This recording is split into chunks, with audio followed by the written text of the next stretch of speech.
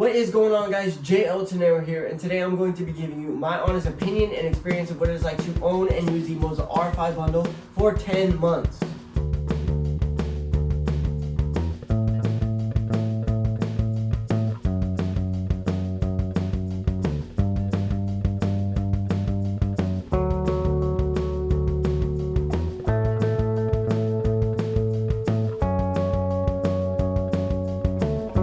Things I want to go over before we get into the pros and cons of the Moza R5 bundle. The first thing I want to cover is that these are 100% my true and honest opinions. I have no contracts with Moza. They have not paid me. They have not sent me anything in the mail. I have paid for everything that you see here for the true honest price that you see on their websites. So I want to lead with that. This is my true opinion. I have no obligation to say anything good or bad about Moza.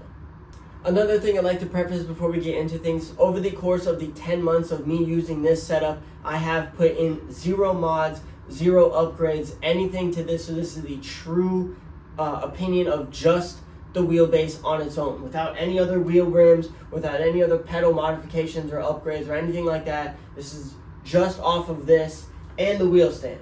I do have some experience and opinions of using the wheelbase bolted to the desk, but besides the wheel stand itself, I have no mods or upgrades to the wheel rim, the pedals, or anything like that. So this is my opinion based off of how it comes out of the box.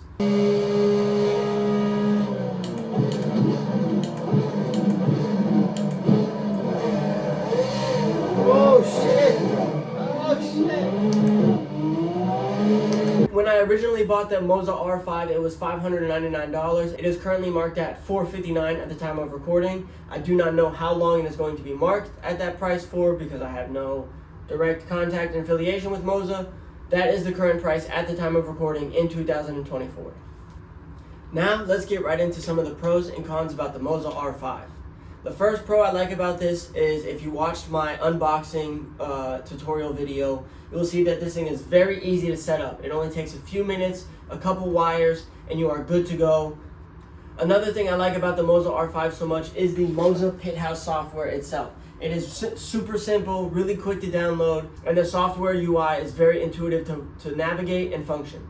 And within the UI, another bonus is that it has a ton of customization and settings that you could change for whatever car or game that you may be driving in your sim at home. Another pro about the Moza R5 that I like so much is I like to take my racing serious, and with that comes a lot of sweaty hands. And over the past 10 months, there has been no wear or tear on this wheel that I could see of any kind.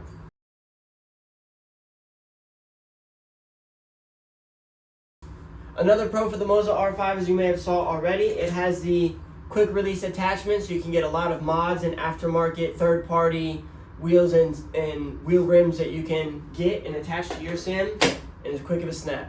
Another huge plus for the Moza R5 is that the inputs are super accurate and can be customized to really high sensitivities.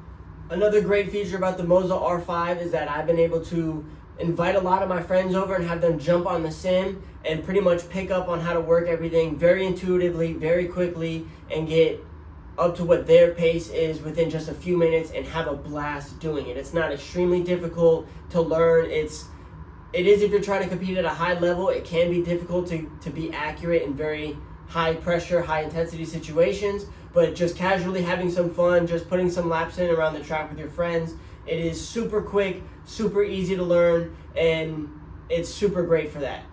Another great experience I've had with my Moza R5 with having my friends over is being able to jump back and forth between whatever games we want to play seamlessly. All of the settings can just be set up and calibrated within seconds, and there's no fiddling around for minutes on end, boring yourself. It's literally just jump in, quick load, and you are ready to go. Another pro that I do want to mention on this list is the fact that this is a direct drive wheelbase, and with that, it does not make hardly any noise itself. I have tested it myself to just see how much noise it makes. I've turned it, put the audio all through my headphones, had them completely turned off so it was completely mute, and drove around, and it makes literally the lightest sound, and that is it. So you can play this in the middle of the night with all the audio going through your headphones, and the loudest sound that you're going to have is the clicking of your paddles. that is it. Another huge plus for the Moza R5 is the fact that it is a 5 Newton meter wheelbase. A lot of you may see online that the wheelbase's options go up to like 21 Newton meters or something crazy like that. And that may seem like the 5 Newton meters is insignificant, and trust me, it is not. I've had plenty of fun and sweat and hard work that I've had to put into races with only the 5 Newton meter setup. Especially when I had my wheelbase bolted to the desk, I had to turn it down almost 50% or less just so I didn't shake my monitors and my GPU apart. And especially with that, when it was bolted to the desk early on in my user experience, going off in the grass, gravel, the trees constantly, all the time, there was a lot of vibration, a lot of feedback, a lot of rumbling through the desk. So I definitely turned it down a lot during that period. Once I had it bolted to the wheel stand itself, I had a tremendous time confidently turning up the sensitivity and the Newton meter force feedback of the wheel to a way higher setting. Still not to 100% in most games, but don't get underestimated when you see that it's only 5 Newton meters after seeing the laundry list of options that they have. 5 Newton meters is plenty strong to make you sweat and work through a high intensity race.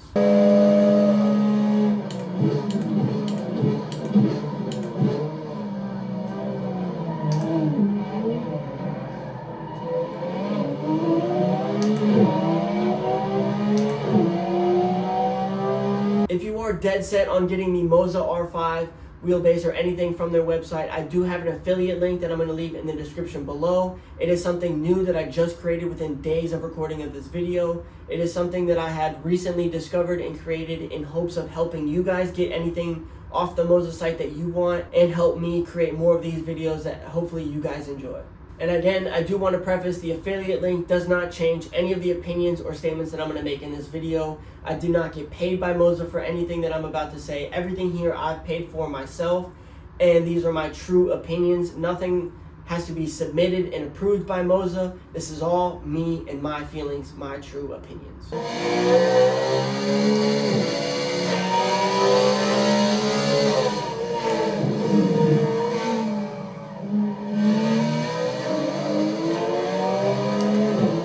Alright, so now we're going to get into some of the cons or some of the downfalls that I've experienced with the Moza R5. And this list is short, but I do want to mention them as honest as I can. One of the first things that I noticed when putting this together is that the plug for the pedals going into the back of the wheelbase here, it clicks in very easily, but it does not feel very easy or smooth when coming out, to the point to where I am afraid to break it. And if I just leave it plugged in as much as I can. If you're the type of person that has to completely break this down and unplug everything all the time, that may be an issue for you. I do not know if that is a issue with just my Moza R5. I do not have experience with other multiple wheelbases, so I don't know if that's a manufacturing issue with just this one or across many. The next thing I want to mention is also again about the pedals. It may or may not be related to the plug. I do not know. It may just be the wheel stand itself. But the pedals themselves, when I bolt them down to this wheel stand, it has the bolt that goes through the metal and the nut that goes through on the bottom.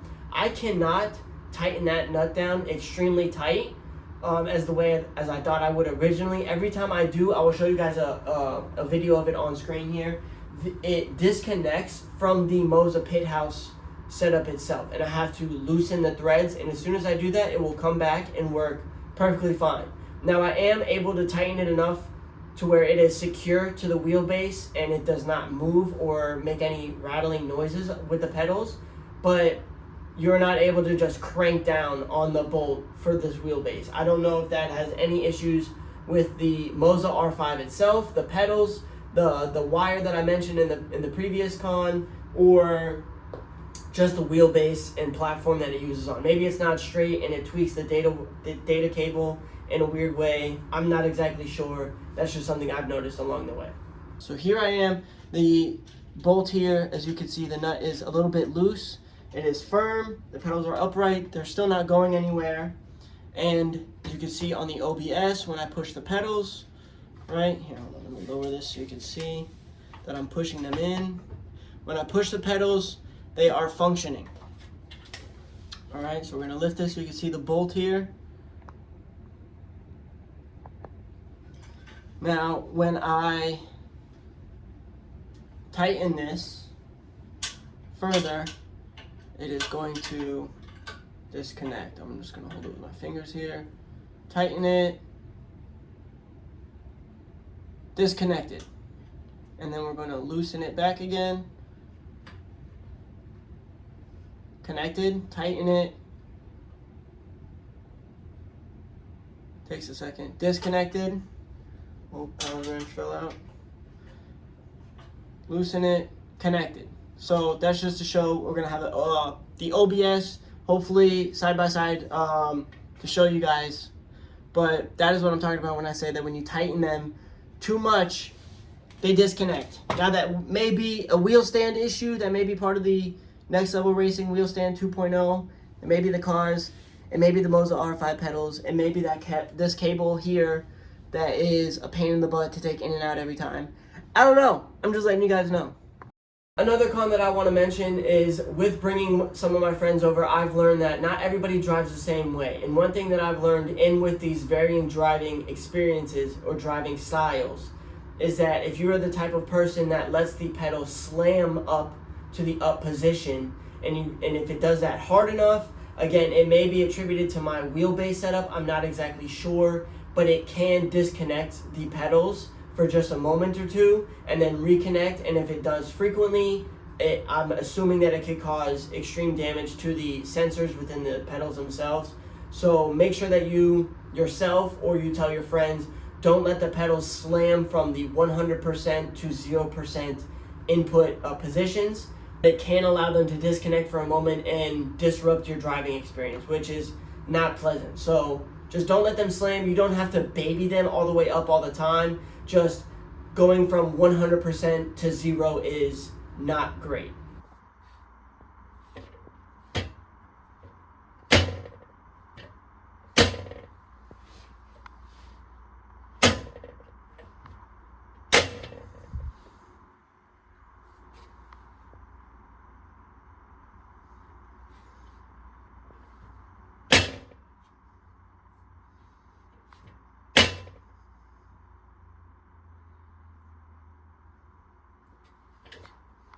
One light con that I would like to add to the list is the actual cables themselves. It does have not a whole lot, but quite a few, and there was quite a bit of time that I had to spend doing the cable management when I first got this, when I originally had it bolted to the desk, and then again when I had gotten the wheel stand.